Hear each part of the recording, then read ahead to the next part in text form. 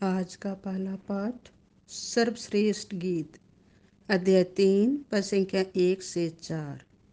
मैंने अपने प्राण प्रिया को पा लिया है।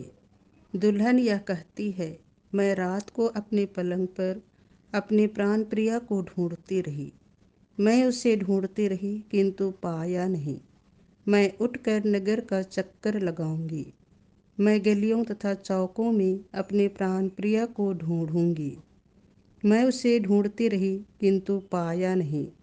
नगर का फेरा लगाने वाले पहरेदार मुझे मिले। क्या आप लोगों ने मेरे प्राण प्रिया को देखा? उनसे आगे बढ़ी ही थी कि मैंने अपने प्राण प्रिया को पा लिया। यह प्रभु की वाणी है। संत योहन के अनुसार पवित्र सुसमाचार अध्याय 20 पद संख्याएं 1 से 2, 11 से 18। भाद्रे, आप क्यों रोती हैं? किसे ढूंढती हैं? मरियम मगदलेना सप्ताह के प्रथम दिन तड़के मुंह अंधेरे ही कब्र के पास पहुंची। उसने देखा कि कब्र पर से पत्थर हटा दिया गया है।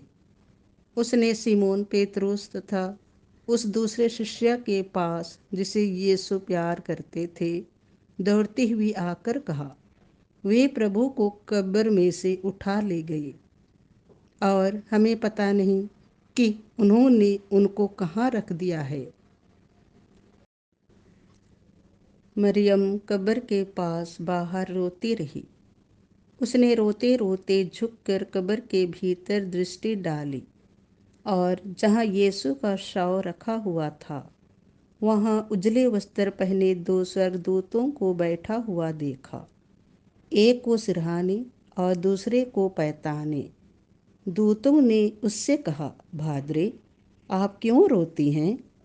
उसने उत्तर दिया, वे मेरे प्रभु को उठा ले गए और मैं नहीं जानती कि उन्होंने उनको कहाँ रख दिया है।